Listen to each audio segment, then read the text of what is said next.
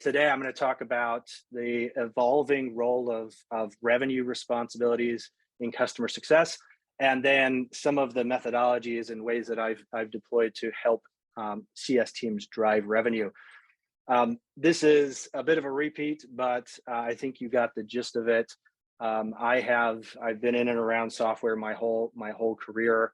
I'm very passionate about this. I've written a lot about different ways to build customer success teams and different ways to scale your organization. And throughout my career, I have always owned net revenue retention. So all of my CS teams have had expansion responsibility, renewal, upsell, cross-sell. All of my CS teams have had some contract negotiation responsibility and comp plans. And so this is a topic that's near and dear to me, and also seems to be getting a lot of attention recently. If you didn't notice from the image that's taking up half of the slide, I did publish a book. It's called Control Your Customer. I promise you this will not be just a shameless plug on my book. This is all I will talk about from here. Although a lot of the content I'm going to go through today is from my book. I will talk about it just momentarily, but when I have chatted with different people, right, they always ask me, why did you write a book? And truth be told, what was happening was I've been teaching a lot of different tactics and skills and kind of ways to mature a CSM's engagement over the last 10 plus years. And as my teams got bigger and bigger and bigger, I found that my one-on-one approach, or my kind of direct approach with an individual CSM or an individual customer, was not scaling. And so as my teams got into 20 and 30 and so on CSMs, I said, it's too slow. It's not as deep. It's not as engaging for me to be able to take this stuff that I've been teaching and deploy it. So I put it all into a book. My goal was to provide a really solid foundation to my teams and to get us all kind of speaking the same language, get us all understanding the same plays. My book is very often just put on the side, used as a reference by my teams with little stickies in it. And it's really focused on securing and growing revenue. There's a lot of stories in there where I'm talking about really challenging, kind of nasty situations that I've encountered with different customers over the year and how we've overcome those. So at the core of it, though, I'm driving at teaching CSMs how to approach revenue, how to take control of revenue, and how to manage all of the responsibilities with being revenue responsible. For today's presentation, I'm going to go through 3 different topics just at a high level. I'll talk about some of the new challenges that are facing CSMs. I'll talk about the STO, which is a methodology that I've leveraged over the last 10 years to teach CSMs and to measure and to manage an organization. And then I'll talk about, just very briefly, net revenue retention and how it's impacting CS teams and CSMs. And so with that, I'll jump into revenue. I called it the new CS frontier, but as I shared a minute ago, right, this has been the way that I've run my CS teams for a long time. That being said, I think it's getting a lot more attention. For those of you who spend time on LinkedIn or reading CS articles, there seems to be a really a stronger push in the last year or so towards CS teams owning revenue, whether it be renewals, expansions, cross-sells, contracting, and such. I think it's a very positive attention. I think it's as I state here, right? This is how it should be. That CS teams should be ultimately and are most they're best poised to drive and grow revenue within a customer base. However, and I think, well, I was going to say, however, very recently, and I'll share some of the details, my thought process on this has been challenged ever so slightly. Truth be told, this presentation was probably going to be a little boring today, as I just ran you through the structures that I've deployed, the plans, the training. And then about 3 weeks ago, I got a text message from a former colleague of mine. And that text message said, CS is dead. Now, to put this in context, this is one of my colleagues, very close friend, somebody I worked with for 4 years, and he's from sales. And this is very typical of the type of banter that he will throw my way. So I don't want you to over-index on this. But he texted me this, he said, CS is dead. And typically I would just write it off. But then he texted me a link to an article. And that article was written by Jason Lemkin. And that article said, customer success has gone from the customer's ally to its nemesis. And this was an article that I couldn't write off. This is something that I couldn't just look the other way. It also was, an article that certainly challenged a lot of what I feel about customer success. And by all accounts, I think customer success has been a bit of the poster child over the last 10 years, right? There's been, customer success is saving accounts and driving adoption and expanding customers and creating passionate advocates and customer champions. So this title here, it caught my attention. And then in the article, it went on to highlight this. I was sent an NPS survey from a vendor that we pay $100K to. I gave honest, tough, rough feedback. I got an automated response back from the VP of CS and a price increase. CS in 2023. So this kind of, again, just kind of rocked me a little bit, right? And I had to do a bit of reflection. I'm well committed to this industry. I've contributed to this industry. I'm not going anywhere else, right? And I think my ideal vision of what customer success is and what we're building and just the community at large is not in line with his feedback. Unfortunately, once I started reflecting and I started thinking about my experiences with my vendors, and I started thinking about what I had seen when I joined companies and when I consult with different companies, what I've seen, I had to take a step back and say, well, maybe Jason's not that wrong, right? There has been a very strong push towards owning revenue, but some of those experiences are not so elegant. Some of those experiences for me personally have been painful. Some of those experiences for my CSMs have been awkward and have been challenging and have been maybe not the best foot forward for our customers. And so, when I committed thought to it, I found myself not being able to dismiss his input, but being a little bit more critical of where we're at and what it means to push your CSMs into owning revenue. I think the bar is a little bit higher than most everybody thinks when it comes to driving your CSMs into owning all those revenue responsibilities. For me, I think CS can be very easily misguided. It can be something that even though your organization or your executives have the high level support to have a CS team, that the way that it gets deployed or the way that it gets measured or the way that it gets compensated can really misconstrue the behavior that comes with it. And I use this term a lot in my book too, is this idea of glorified support, is this idea of a technical support team that handles technical support like situations and problems and issues, but yet all of a sudden has some type of growth target or expansion target, right? There is a misalignment between the skills of some of these individuals and the responsibilities, the net revenue responsibilities that we're placing on them. And I think that's really being amped up with recent economic pressure, with recent attention on CS to own and drive revenue. And so I guess in reflection, right, I couldn't really put up a strong argument against Jason's article. And I think that's what shaped my presentation today.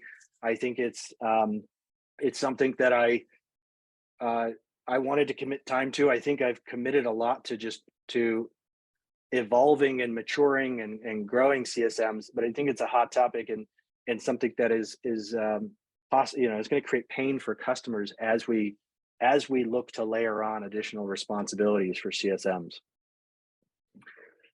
Furthermore, when I reflected, I had to take a look at what I'd seen literally over the last 15 years. But when I joined companies, what type of capabilities did the CSMs have, and what type of priorities did the executives put on those CSMs, and what type of compensation plans were given to those CSMs? And I had to again agree with Jason that when I'm going and joining a company, I'm seeing a lot of things that are wrong, a lot of things that would result in that bad revenue experience. A lot of neglect of senior strategic buyers, a lot of kind of volume priority over value. Product, I use this phrase a lot too. Product pushers. A lot of CSMs being heavily focused on the product instead of the business. And what I've seen when I join companies too is a lot of comp plans that drive the wrong behavior. And so just pushing on this topic a little bit further, right? I couldn't really go back and disagree with what Jason highlighted. So then it led me to say, well, what's the gap? Where are we at? Like, I'm seeing this. I believe this article is accurate. What is my understanding of this? And so what I think is that as we push more and more and more into revenue responsibilities, and this is something I've done for a long time, right? We're realizing a larger gap between the skills that it takes to be revenue responsible and the responsibilities of actually executing and getting those portions of growth done.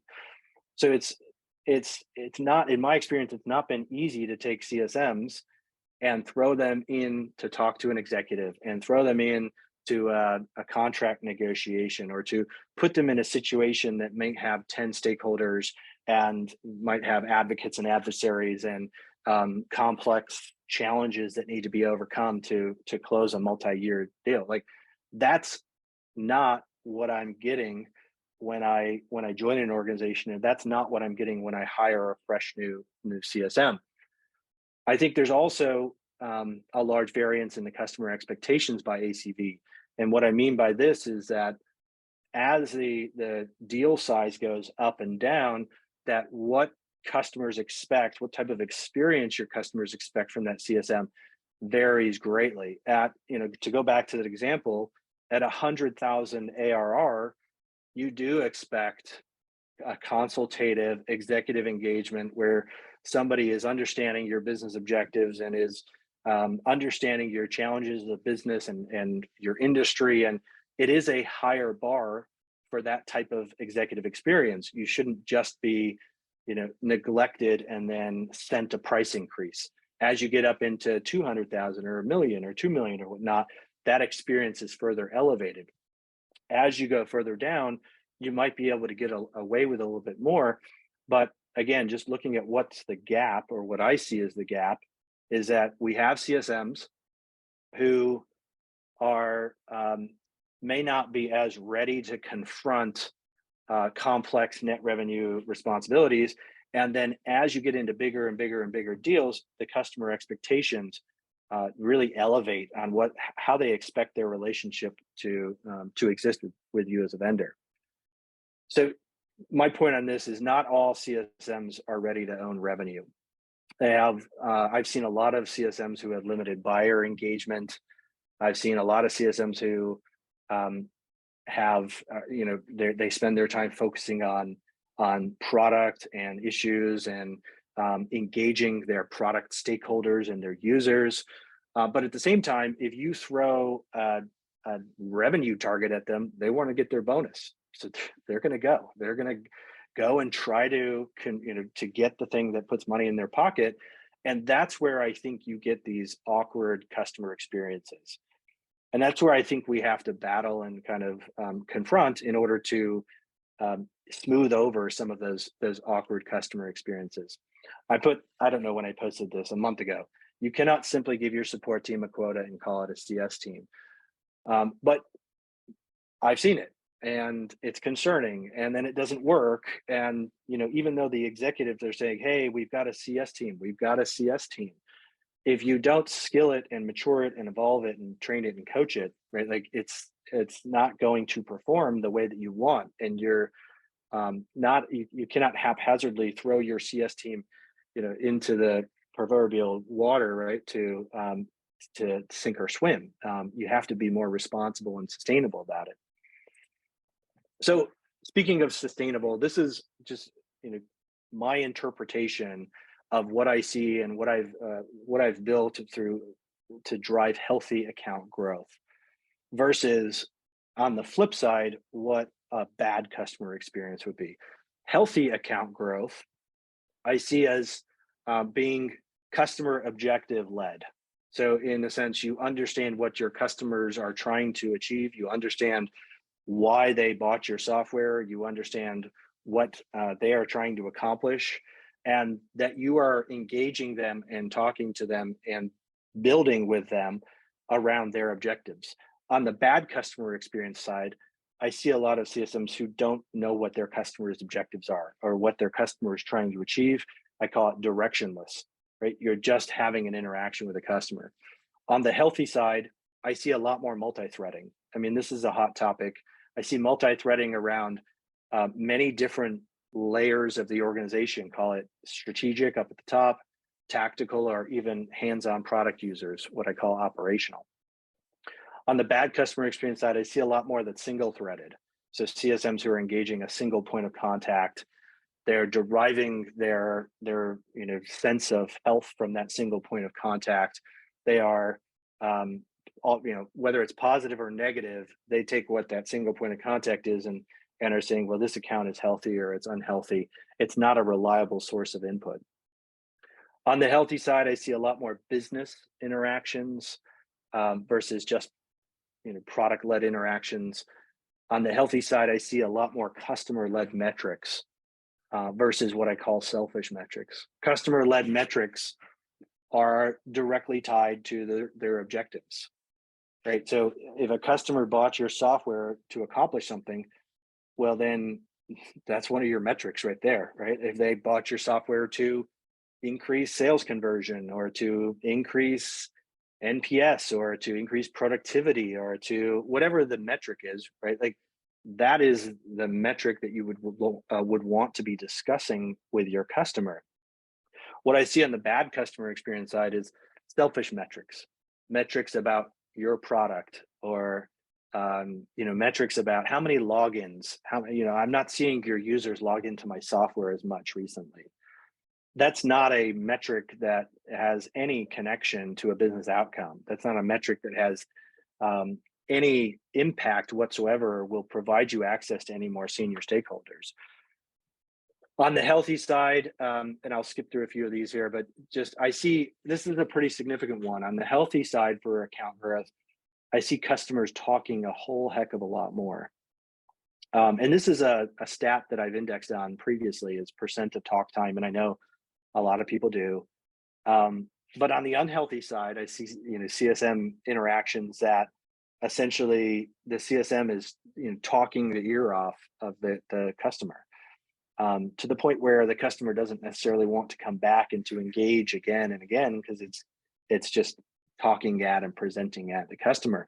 When I see sustainable, healthy account growth, there's a lot more listening. The customer is a lot more engaged. There's a lot more sharing. There's a lot more understanding of that business.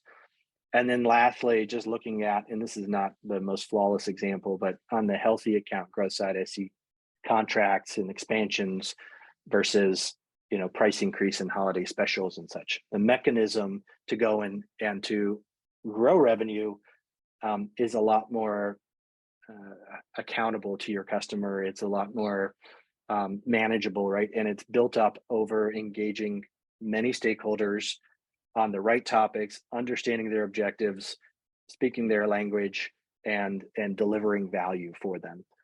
And the reason I highlight this, the good versus the bad, is because this is something I've always talked about. What does a bad CSM experience look like versus a good? And I have to suspect that on the heels of some of the the input from Jason, that this is what we're putting some CSMs into. We're putting some of them into situations where they're responsible for driving revenue, but don't have the underlying experience to know how to do that in a way that doesn't come off as awkward for the customer. And on the heels of looking at the good and the bad, I have asked myself, are CSMs capable? And in my experience, it's not always, but generally, yes. It's something that can be taught. It's something that can be coached. It's something that can be reviewed, and you can lead your CSMs down a path where they start to understand some of the more complex dynamics of your customers. They start to understand what makes your customers tick, and they start to engage them in a way where, come renewal time or come expansion time or price increase time, that it is a manageable, semi-enjoyable experience or expected experience for that customer. If you're taking your new CSMs, or you're taking your promoted support agents, right, that's not something that they're going to be able to do right out of the gates. It's something that has to be taught and guided and elevated. And I took another snippet from the article that I highlighted earlier. I'm missing the good old days when customer success was really just about customer success. I no longer want to talk to customer success anymore. 9 times out of 10, they either don't help or just want my money. That's pretty damning, and that's pretty. Maybe I don't know if it's as broadly experienced, and I hope that there's a lot more positive experiences out there. But this is kind of a lot of the essence of what I'm talking about, with when you put CSMs into a position where they may not be able to successfully navigate through this. So I know that was a bit of a downer. It wasn't intended to be. I very much wanted to highlight this and say that, hey, look, we certainly possess the ability to drive higher expectations out of our CSMs. But I'll transition now to the SEO. And the SEO is really, it's the tool that I've used to try to teach CSMs to understand who they're engaging, when they're engaging, and make sure that when you get to those revenue moments, you're well prepared, and you have prepared your customer in a way where they know that you're looking out for them. They know that you've got their interests at heart. They know that you're delivering for them. So I'll just jump in, and I've shared this out a little bit on LinkedIn and such. This is what I call the STO. It's very simple. When you're looking at a customer, we simply segment the contacts by strategic, tactical, or operational. So every account that my teams have had, we go into, call it Salesforce or whatever CRM you're using, right? And we tag our contacts as strategic, tactical, or operational. Now, typically, strategic contacts are up at the very high level of the customer. These are, think of it as your C-levels, vice presidents, maybe even board members. These are the people with higher budget authority. They have, a much more elevated business focus, time horizon. They're typically a little bit more tolerant or focused on a longer horizon plan of success. And there's not as many of them, right? It's hard to climb up to the strategic contacts. Tactical, think of it as your mid-level management. These have a little bit less of a budget. Maybe it could be at the organization 10, 20, 30,000. Could be a little bit higher at a bigger organization. They focus on performance and outcomes with your software. And these are slightly general, right? You might have a tactical contact who actually works in your software, but most of the times they're going to be looking at like the reports and dashboards from your software. So they're not as day-to-day hands-on users, but they will be critical of whether the software is performing and driving the outcome that is needed for the business. And their time horizon is a little bit shorter. And then lastly, Operational. These are the hands-on users, individual contributors, think sales reps, CSMs, support agents, accountants, whoever is using your software. And they're using your software a lot more. They're hands-on. They care about the capabilities, the functionality in the software. They don't have much tolerance for problems. They don't have much budget, right? And so this model, and there's more to it, right? Like strategic contacts, they I mean, think about everybody on here, right? The way that they get their bonuses, what their objectives are, what their priorities are, they all vary, right? And so the way that CSMs can identify and can interact with these different levels will dictate the degree of comfort and the degree of engagement, and will dictate how well you keep somebody happy. For instance, I would assume Jason's very high up here, right? And he had a CSM who wasn't spending a lot of time talking to him because he was out of reach or wasn't speaking the right language or wasn't looking at the right objectives or the outcomes. But what I've seen is when I work with my own CSM, like when I work with my vendors, right? I'm sitting up here, I'm the revenue person with the budget, and my CSM is continuing to interact down here. This is what I also see when I consult with startups who say, well, we're just trying to get CS going, right? They're spending a lot of time talking down to the hands-on users, the individual product users, and they are not getting they don't have necessarily the appetite or the skills in order to drive up and to start engaging more levels of the STO. What I've done is, sorry, I'll go back on this one. I thought I was getting into another slide there for a second. Some of these situations, like I just highlighted, where CSMs are engaging in the operational, and you've got your revenue people up here, it can lead to situations where you have a CSM who tries to engage a strategic contact, call it a C-level, but they haven't laid the foundation. They don't possess the skills. They're speaking a different language. They're talking about products and features or whatnot, and it just doesn't pan out. Your CSM can't access them or can't get onto them. You can have situations where the CSM neglects those strategic contacts until it's time to get that renewal or to get that price increase. Or, there is a moment of renewal or price increase where you start to discover that perhaps you weren't delivering to the business objectives of that strategic contact. And these are all shock moments, not only for the CSM and your organization, but also for the customer, right? Like a healthy, responsible way of engaging this customer would be to have worked up that STO throughout the year or 2 years or whatever it is, engaged the tactical and strategic contacts, understood their objectives, and then demonstrated continuous value delivery towards those objectives. So by the time renewal comes or price increase comes, it's not a shock. It's in most cases would be anticipated. There are other, if CS leadership steps in to conduct an expansion, if that CS leader doesn't have any type of connection or rapport with a buyer, it doesn't play well either, right? Like you have to you have to develop some type, especially if there's 100,000, 200, 300,000 ARR deals, you have to develop some type of value delivery, some type of worth, and show that you are delivering to those objectives. So here's what I've done in the past, and I've segmented my contacts by ST and O, and depending upon the account or the ARR, or depending upon how important it is to us, I've assigned different contacts to different levels of the STO. Now, immediately you look at this and you say, well, I can't assign 3 people to each account. That's not going to scale. Totally understand. This is more just to highlight that you can have different contacts who are assigned to different levels of the STO.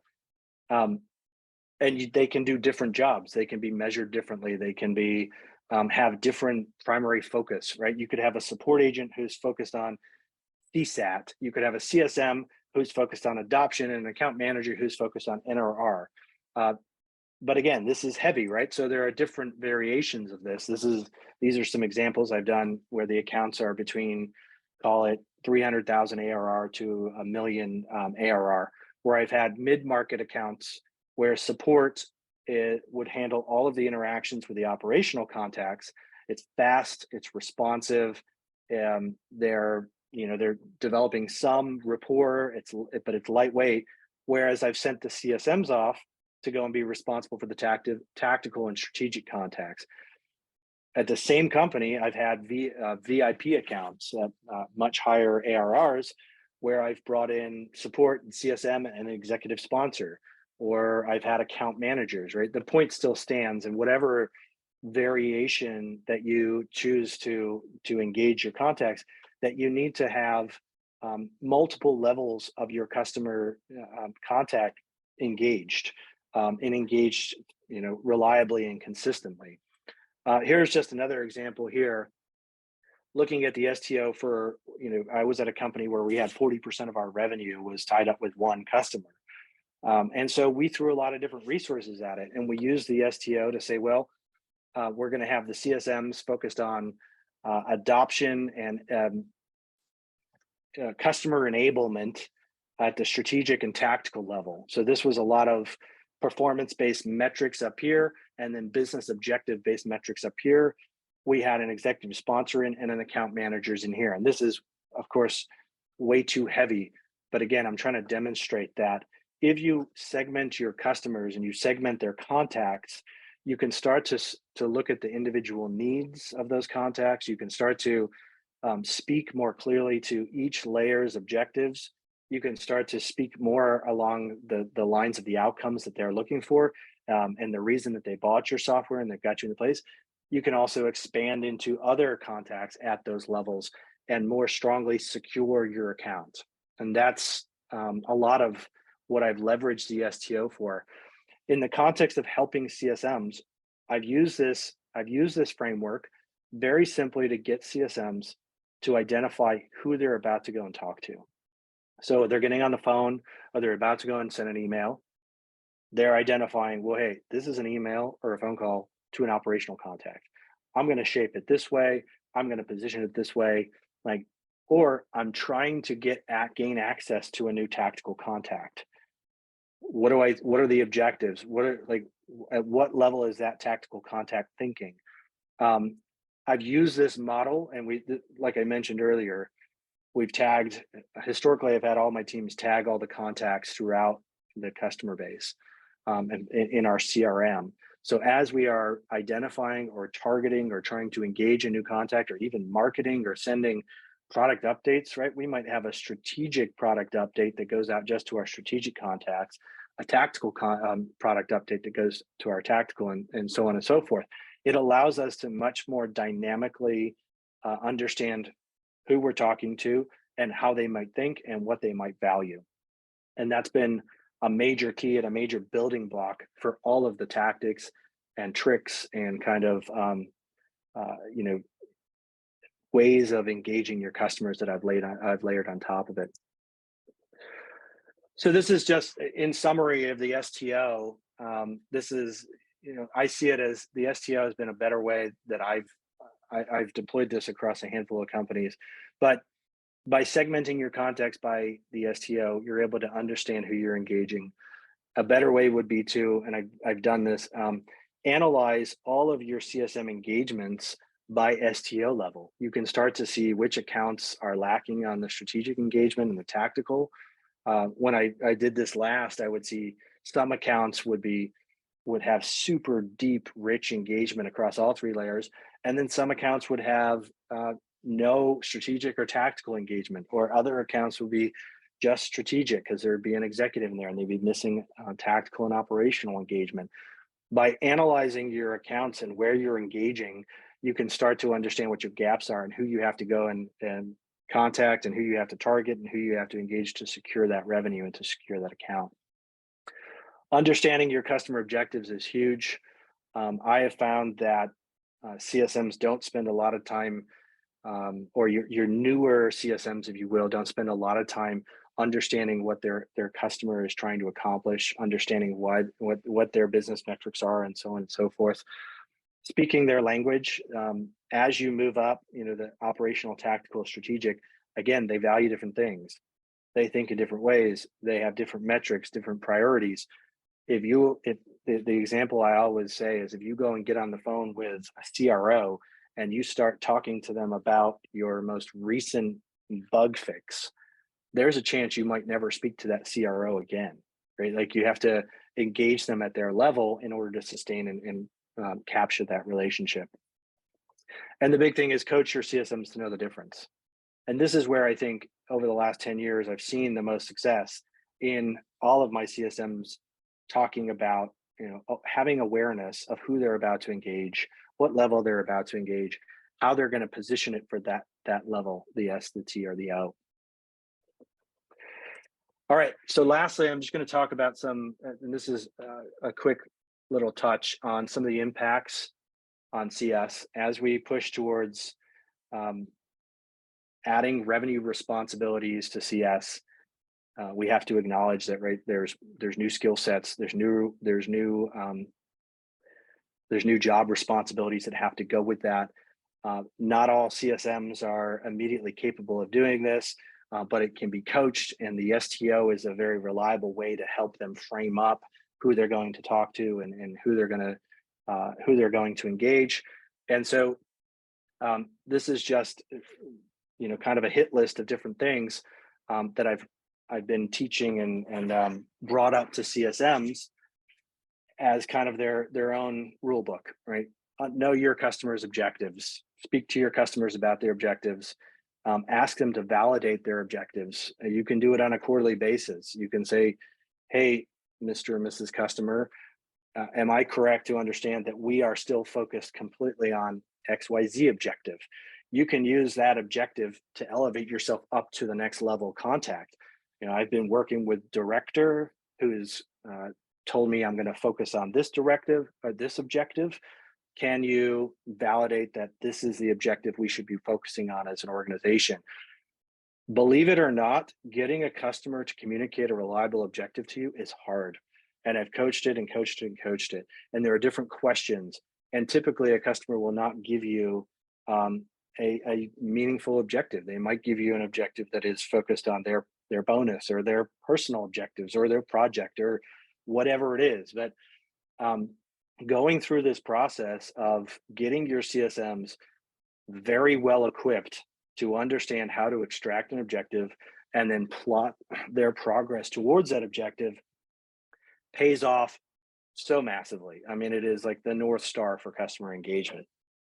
You can have your CSMs start to understand the business of the market, right? There's your customers, they have competitors, they have vendors, they're in a particular market that has market challenges and market pressures, right? The more your CSMs can start to understand the business side, not just the product side, then they are more equipped to navigate up that STO. My acronym ABV, always bring value. And you can see the image on the side there. I've broken this habit for as long as I could. Having CSMs calling, just checking in. Don't just check in. Have your CSM show up with some type of value, with some type of something you've delivered, some type of metric that you're achieving, something that you have helped with their business. Target and engage new contacts at the STO. This is a hard one to break for new CSMs, because once they latch onto one contact, it's not as natural to tell them to go and get a second one or a third one or a fourth one. Depending upon the ARR, you might need 10, right? But if you can bring your CSMs around to understanding that they have to go, that an account is not safe if they've only got one contact, then an account could be vulnerable or could be churned or so on and so forth. Then you get in this habit of saying, well, who are you going to target and how are you going to engage them? Deliver to business outcomes, right? And this ties back to the objectives, and it's a lot about making sure that you are, I'll go back to, there's a reason they bought your software. If you can tie yourself back to that reason, and you can show and you can demonstrate time and time again that your software is delivering to that business outcome, you will grow that account. you will have access to all the senior stakeholders, all the strategic contacts. That will be a healthy, sustainable growth account. And lastly, just prove your worth, right? Like a lot of those bad interactions, I think, come back to people who are not necessarily focused on proving their worth. They're focused on winning and getting a deal done and getting an expansion. But you can't just, all of us would react the same way if we just got a call for a price increase. It wouldn't be positive, right? If it was working with somebody who had proven their worth and their value and delivered for me, I would vouch for that. I'd be put in a position where I'd have to go back to my executives to get approval. Lastly, impact on leadership. This is just talking about, again, driving CSMs to be responsible for revenue. It has to be a hardened focus on quality over quantity. They have to understand that you can grow revenue responsibly, acknowledge where you've got gaps within your CSMs. It's not a negative. Not all CSMs are ready right now to go and handle some of those complexities of revenue. Align compensation to skills. This is a really big one, right? If you've got a CSM who has all of a sudden overnight been responsible for growing your largest account, that might result in some poor customer experiences, some shocking moments, some escalations. Identify the gaps in your STO engagement. I talked about this earlier, where when you look at your customer base and where your CSMs are engaging, you can actually, if you tag everybody, you can understand where you've got strategic and tactical gaps across your customer engagement, where you've got vulnerabilities, where you might be creating a negative experience. And then lastly, and I'd say this is probably the biggest thing, is coach your team. I've spent thousands and thousands of hours on the same phone, in the same Zoom meeting, co-editing an email, experimenting, doing call reviews, team call reviews. Just coach your teams, right? Like there's a lot of things that we may have encountered throughout our careers that may seem simple and direct to us, but they might be new experiences for younger, newer CSMs. And you can get them through these challenging new moments, and then they're off to the races. All right, I know I was a bit of a speed talker there, and I went through a lot of topics. I am totally grateful that you guys heard me out. I've put a lot of passion and energy into this. It probably cannot be summarized in 40 minutes, but I'm always available if anybody wants to chat, and I appreciate you guys being here. Damien, you've built quite a fan base in this chat in the 45 minutes that I've given you. So if you have a moment, just scroll, because I think it'll just be a feel-good moment for the day. This will be your win for the day. Everyone loved your content, so great job. Let's take some questions. If you could do me a favor, Damien, because I want you to be on like full picture. Let's stop sharing your slides, and I'm gonna go over here. Look at this. Everyone's if you sell books, I want a piece, Damien. Well, all I saw is the number going up and up and up. So I didn't know if people were ragging on me or it was complimentary or what. No. Quite the opposite. Anyone who had to drop wanted to make sure that it was recorded. I mean, everyone's just loving the content. Okay, so we've got some great questions here. Let's take a look. All right, so Don had asked, on the sustainable growth slide, is the CSM's or leadership's responsibility to create the environment for healthy account growth? I think it's leadership. Unequivocally. It's and it can also, leadership can create it as an unhealthy environment or create it as a healthy environment. Leadership can structure the comp plans, can measure the wrong behavior or the right behavior, right? It all comes down to leadership and what they prioritize. And I know there's pressure to drive new revenue, and I know pipelines are struggling right now, and I know there's other things, but it's I would just always stand by healthy, sustainable account growth will ultimately benefit your business 10x, like by far. The bad customer experiences are not worth it. All right, very good. Let's see if we can get to a couple more. So Rachel asked, curious if you believe the CSM should own the renewals or contracts, or have a designated SME in CS that handles the renewals, contracts, cancellations. Yeah, I've seen it both ways, and I've also built it both ways where I've had like an account manager who is assigned to 4 CSMs, who would then the account manager would handle contract negotiations and contract renewals and such. I think it depends on your ACV, right? Like as you get into higher ACVs, there is a benefit to having a designated individual who's just focused on that. You can get more specific segmentation around responsibilities and the types of kind of benefits you're trying to drive to your customer base. For instance, if you had a support agent who's focused on driving enablement and usage and education, and then you had an account manager who is responsible for growth and expansion, right? You get to deliver a really good thing for your customer. That's kind of the gist of it. Like it's a really good, healthy experience, right? If you've got one person who's trying to do them all, I think it can break down a bit. Hey, Damien, can I add that I think I've seen that model work also when the ACV is lower, right? Not having the CSMs run that because they can actually have a renewal specialist or some other role who's kind of working through it because it might be high volume and not high value, right? So I'd seen it actually work really nicely where it's high value and then high volume, where having somebody who's Yeah. not the CS role manage it can sometimes make a lot of sense. And I think it depends on your contract and your product, right? And like if you're down at like you've got more of a PLG motion and you've got, easy renewals and right, like you shouldn't designate that for somebody else.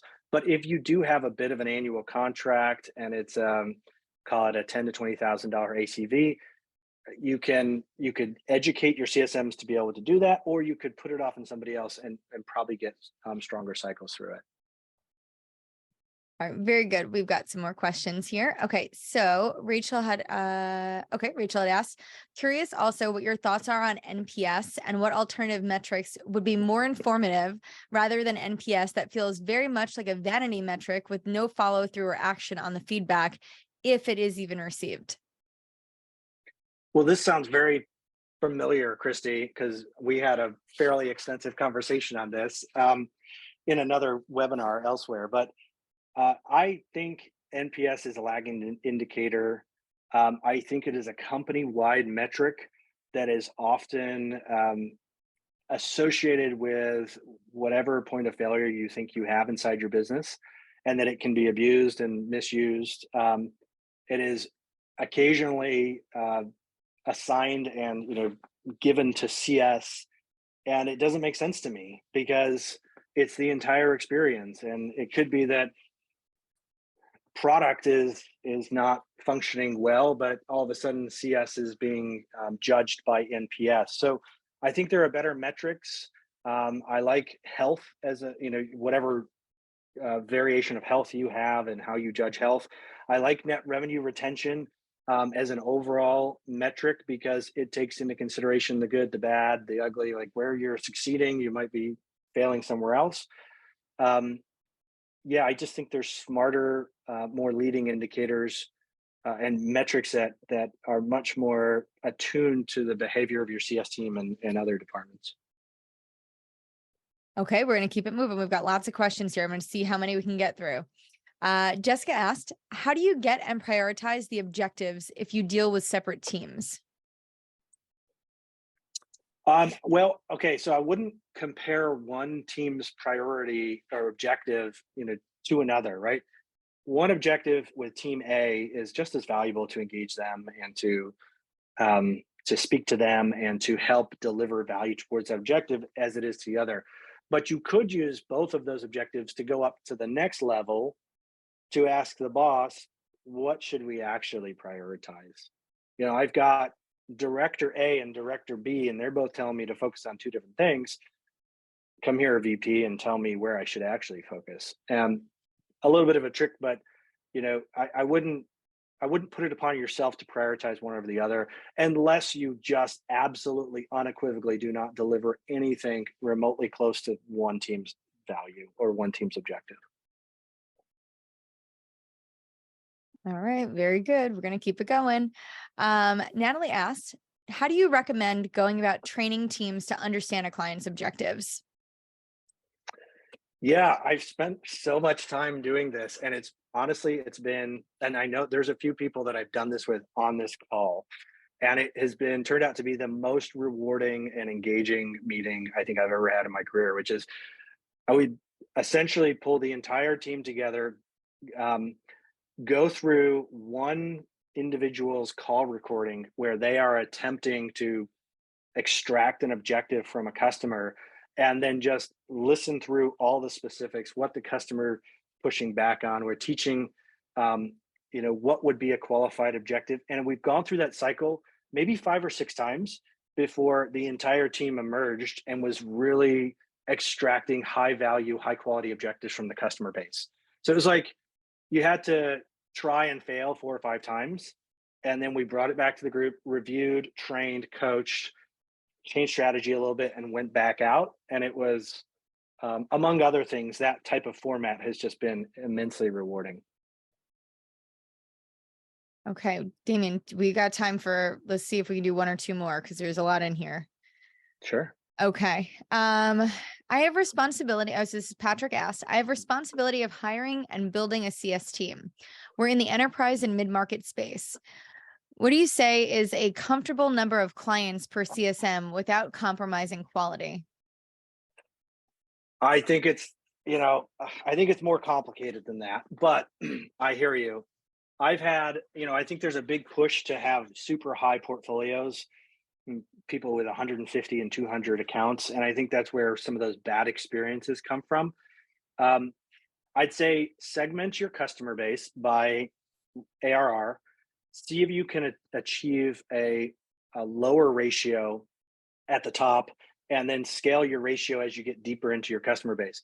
On the high end, I've had senior level CSMs with 15 accounts, 5 to 6 million ARR, with middle level CSMs with 30 to 50 accounts at 2 to 3 million ARR, and then junior CSMs with 70 to 100 accounts with a million ARR. Right. So because your customers are going to be are commonly spread across a lot of different levels of ACV, segment the experience for them so it can be a little bit more tailored up at the top and doesn't create as many kind of challenging moments for those big customers.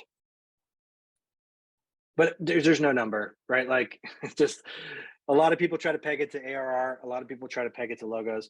I'm sorry, I know I'm going on this, but I've historically tried to target 40 accounts because there's 40 hours in a week. And that may not at all remotely match your financial dynamics. So, but that's just me trying to be like perfect and give a CSM 40 accounts, 1 hour per account per week. All right, very good. Listen, we're not going to do any more questions because we're at the top of the hour. And I fear that if we do, we're going to go over, and I want to respect everyone's time. So Damien, I want to just wrap up by thanking you so much for today's session. Everyone's already yelling at me to get this recording out ASAP. Book sales are going to be through the roof today. So again, you can just direct deposit to my account, any percentage you feel is fair. But just want to thank everyone so much for joining us today and coming back. We're going to have another webinar next week. And next week, we're going to be talking about a little bit more operations stuff. We're going to be covering some really cool stuff with Zapier. So please come back next week for more content. And as soon as we can, we will get Damien's content out. Damien, don't forget to send me your deck, and we'll get this packaged up and sent over to you guys. But Damien, thank you so much for joining us today. We really appreciate it. It was fantastic. Thank you. I appreciate it very much.